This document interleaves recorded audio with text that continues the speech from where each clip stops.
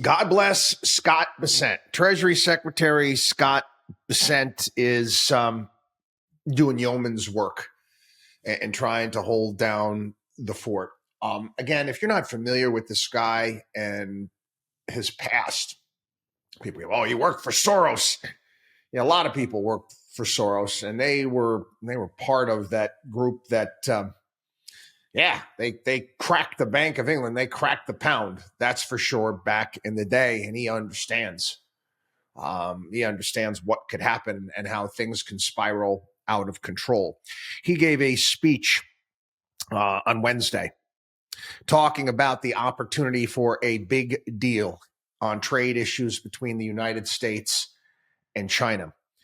This is something that if you've been listening to this program for some time, I've been saying again and again and again. Again, the conventional wisdom, the narrative that is pushed by so many out there is that China wants to take over the world. They want to, invade here, invade there. It's nonsense, quite frankly, in my humble opinion. You have guys like Gordon Chang and others going on all of these shows all the time for 20 years now, talking about China and what they're going to do. We have ways here in this country of creating boogeymen. 1980s. Actually, a great novel turned it into a really good movie, Rising Sun. And at the time, Japan, value of Tokyo real estate, I think was worth more than the entire globe, got completely out of control. Remember, they bought Rockefeller Center.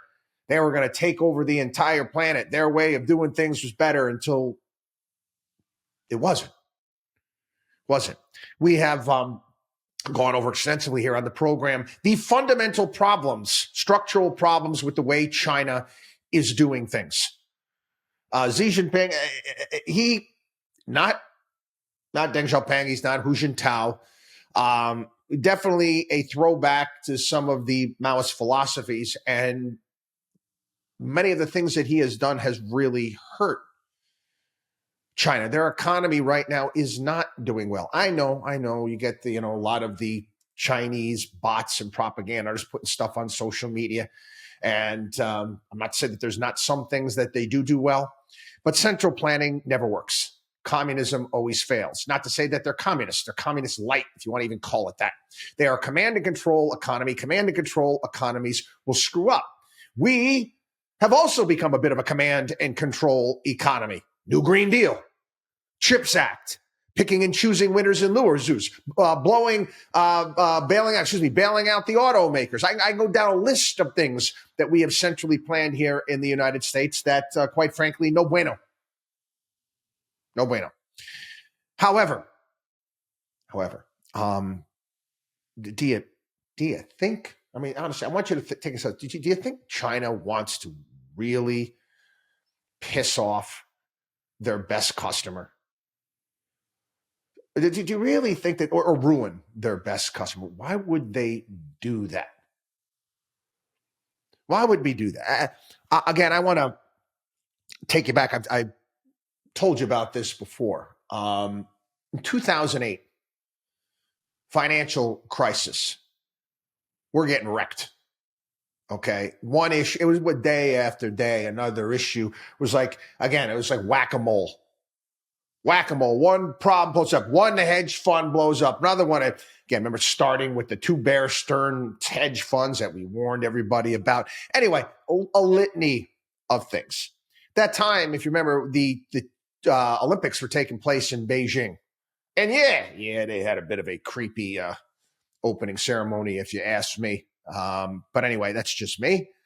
George W. Bush went to the opening ceremonies there.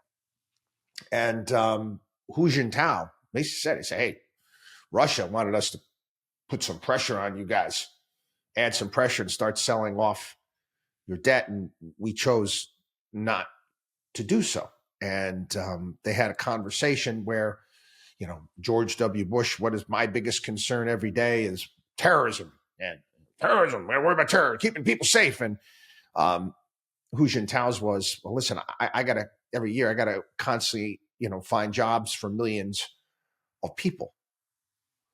It seems to me you could have a meeting of the minds there. And again, I recommend do a little homework, do a little history of our relationship with China, even during the Cold War, going back to Kissinger and Russia and the various different triangulation, if you want to call it, that was taking place at that point in time. Bessent said, if they want to rebalance, let's do it together. This is an incredible opportunity. He said, I think if Bridgewater founder Ray Dalio were to write something, he could call it a beautiful rebalancing. I agree. There's a lot of rebalancing that needs to take place. A lot. And you do this through negotiations. We've talked about, actually Musk tweets a lot about demographic issues.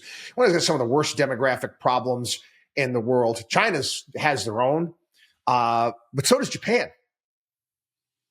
Japan's going to run out of workers. They can start moving some of their manufacturing here to the United States.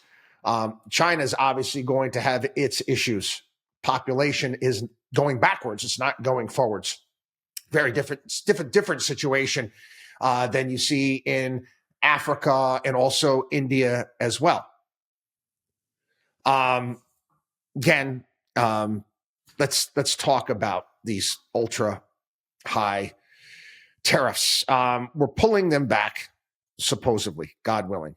Again, Bessent in his speech, you have to because it's Trump. He says President Trump has taken strong action to address these imbalances, talking around the globe and the negative impacts they have on Americans. The status quo of large and persistent imbalances is not sustainable. It's not sustainable for the United States. It's not sustainable for other economies. Great. Okay.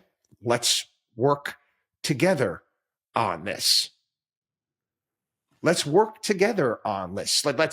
Let's make this a situation where everyone can benefit. Not to mention the fact, this is the way to keep people out of wars, keep countries from killing one another, is to be, have a symbiotic relationship, a relationship where both sides can benefit from doing business. I have to talk about trade and capitalism and my belief system that to me, Adam Smith capitalism is about two parties doing business with one another and both walking away happy. I mentioned this not long ago. Must have done a podcast. Again, that one day is running into another with all of these stories in regards to trade, tariffs, and balances, and a myriad of things. The fact that I don't mind. I don't mind when I go to get my hair cut, and what does the barber charge me? $40. $40. None of my. I mean, I'm happy with the haircut, whatever it may be. Give it a tip. I give them money, and I'm happy. They're happy. I walk away. They walk away. Good. The issue when you get into trouble is when you try to get over on other people.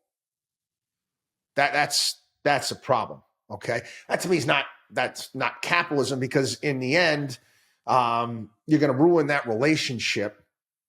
And what's the point behind that? A couple of nickel and dimes at that point in time. Quite frankly, it doesn't make any sense. China needs things from us. We need things from them. Europe needs things from us. We need things, want things from them. You don't think a deal can be had? Of course it can. Of course it can. I'm just not a big believer in nonsensical tariffs, throwing global markets into disarray, messing around with our reserve currency status. throwing the yields on our bonds through the roof when we have to refinance $9 trillion this year. Threats to put, millions of people in China out of work. Why? How is that going to benefit us? And I know many people out there say, well, they took your jobs. They took your jobs. No, they really didn't take our jobs. And I'll talk about manufacturing and trade and how we screwed up royally here. I've done it in the past. And the idea that all sorts of manufacturing is going to magically come back here to the United States, it's not. What brings business here to the United States is our stability, okay? Is the fact that you don't have, the risk level is down. Why would you mess with that over the course of the month? And I know the White House keeps touting, oh, this one announced an investment and this one announced yesterday. Who was it? That was one of the Swiss pharmaceutical companies. Oh, I'm going to make a major investment in the United States. Right now, the check's in the mail. That's what they're saying. Checks in the mail. No one's started doing anything yet. No one's doing a damn thing. And let me be very frank with all of you MAGA types out there that think that this is let me tell you what's really happening behind the scenes. And again, the Dissent is obviously helping out with this. Donald Trump is not a king. And this is something I used this past month. I explained to you this past month. And one of the great things about America and our system and the fact that we are a republic, Donald Trump is not a dictator, nor is he a king. He may act like one. He does. He may act like one from time to time. And of course, the folks on MSNBC and the left and the right, hey, dictator Hitler. Hold on. No, he's not. We told you from day one, this executive order, Liberation Day, was bullshit. It was bullshit from the get-go. It was an executive order. An executive order. Congress could get rid of that today, tomorrow, next week, at any time. If you don't think, I don't know if you're watching, okay? I don't know if you've been watching what's been taking place at town halls around the country. Republicans, safe districts, even here in Florida, down there in Naples. I mean, people pissed. Pissed. You don't think that these members of Congress are picking up the phone and getting together and saying, Mr. President, you got to get your mind right, but quick.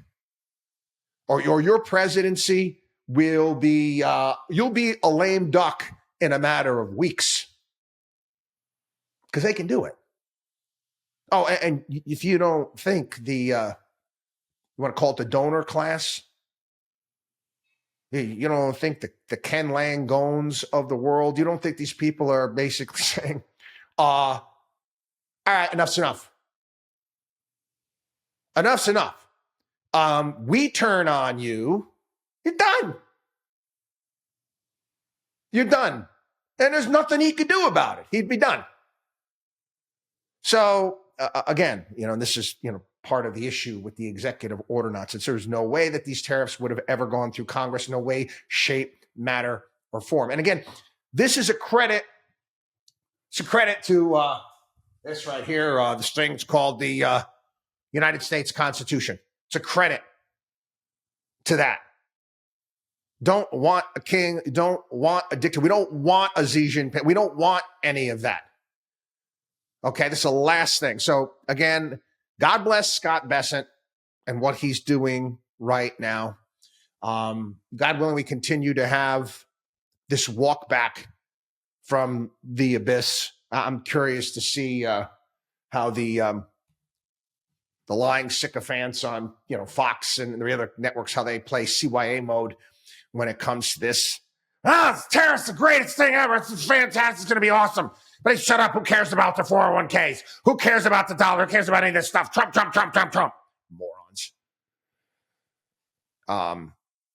Hopefully, we'll see this walk back and we can get back to a point in time where we're not watching the markets move in the violent nature that we have. Because that's, quite frankly, that's not good either. WatchDog on wallstreet.com.